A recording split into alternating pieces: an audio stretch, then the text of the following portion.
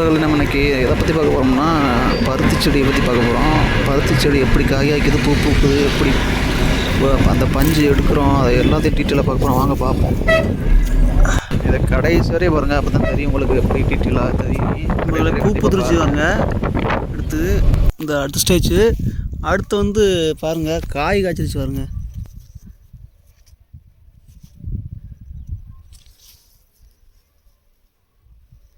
இது நம்ம போடுற ட்ரெஸ்ஸோட பஞ்சு தான் இது. பருத்தி நீங்கள் பார்த்துருப்பீங்க.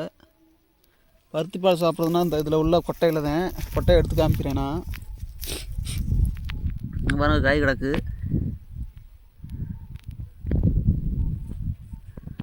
காய் கிடக்கு பாருங்க. இந்தாருங்க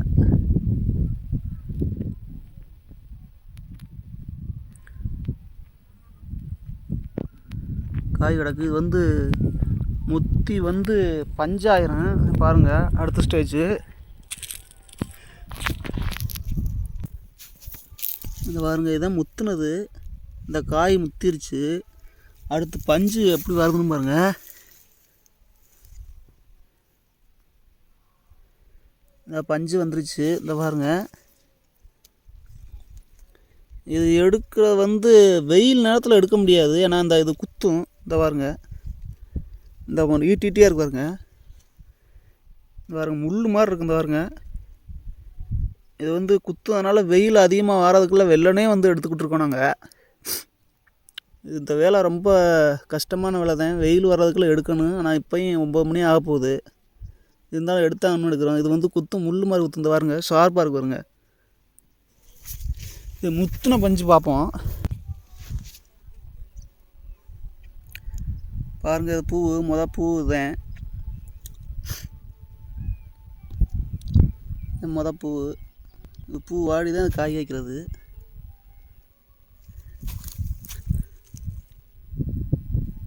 இருக்கும் காய். இந்த வயப்பு இல்லாமல் பருத்தி தான். பருத்தி எடுத்துக்கிட்டு இருக்காங்க. போய் பக்கத்தில் பார்ப்போம் எப்படி எடுக்கிறாங்கன்னு பார்ப்போம். பருத்தியை நானும் எடுக்க தான் வந்தேன். எல்லாம் சேர்ந்து தான் வந்தோம். விவசாயம் இந்த பருத்தி நீங்கள் பார்த்தது இல்லைன்னா கமெண்டில் சொல்லுங்கள். பார்த்துருந்தீங்கன்னா எந்த ஊர்லேருந்து பார்க்குறோம்னு கமெண்டில் சொல்லுங்கள். இந்த விவசாயத்தை நேரில் பார்த்துருந்தீங்கன்னா கமெண்டில்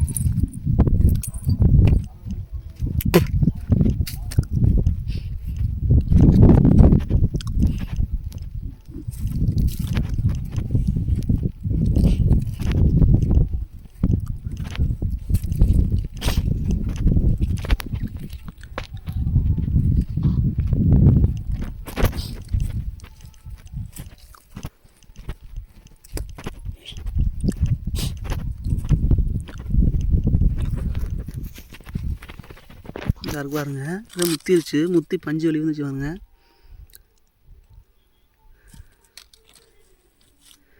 இது உள்ள இப்படி எடுக்கணும். வந்துருச்சு பாருங்க.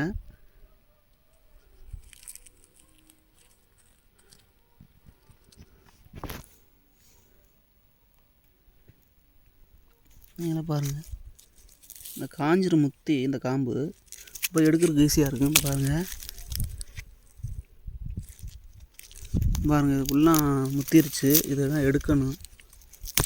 இந்த பாருங்கள், பிடுங்கணும். இப்படி தான் பிடுங்கணும்.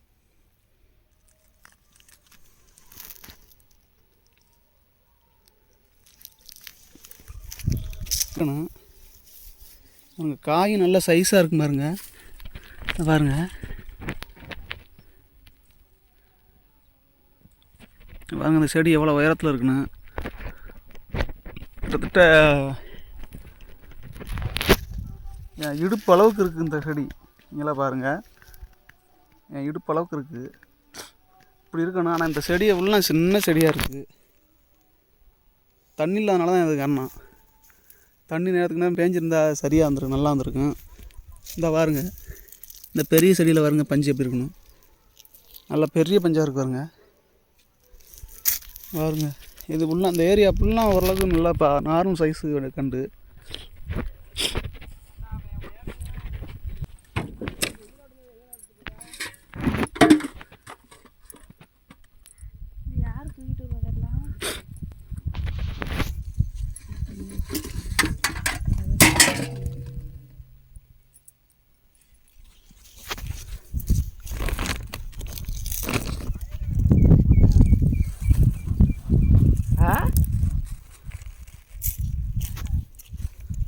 குட்டி இருந்துச்சா அவனை அவுட்டுட்டே போட்டுட்டேன்.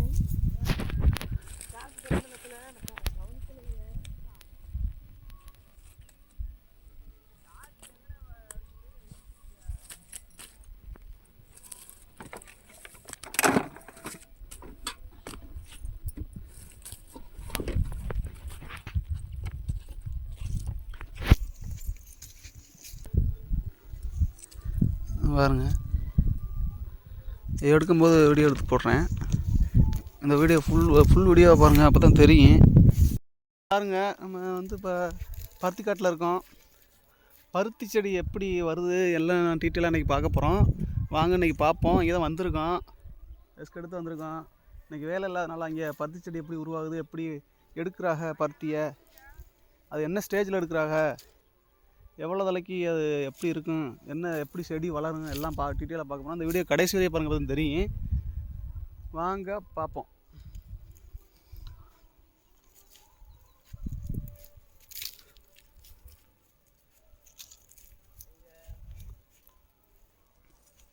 வாங்க, பருத்தி எடுத்தாச்சு, எடுத்து கிளம்பியாச்சு. வாங்க டீட்டெயிலாக பார்ப்போம் பருத்தி எப்படி எடுக்கிறோம்னு. எடுத்து வெளியில் எப்படி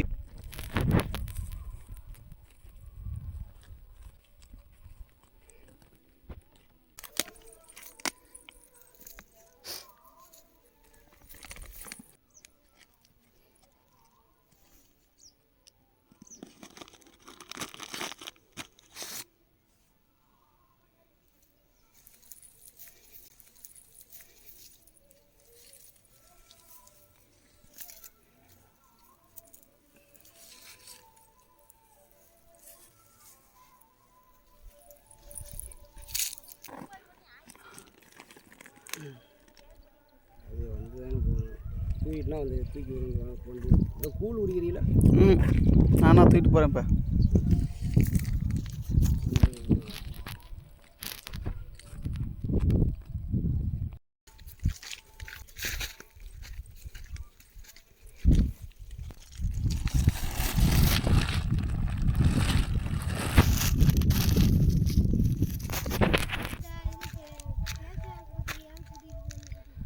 எங்கே காண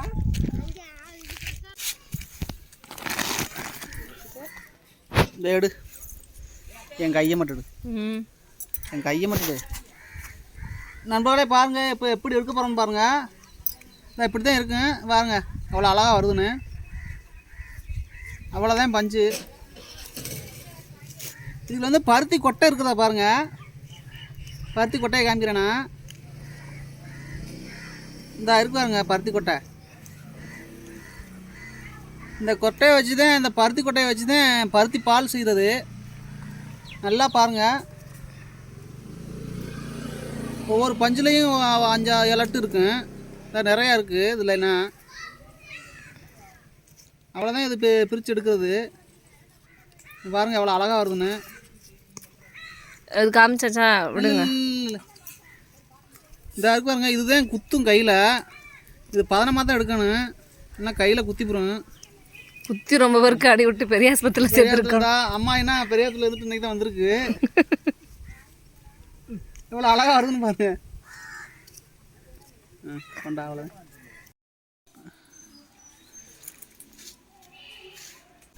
கழுவி பண்ணுறத வாங்க போட்டு போங்க.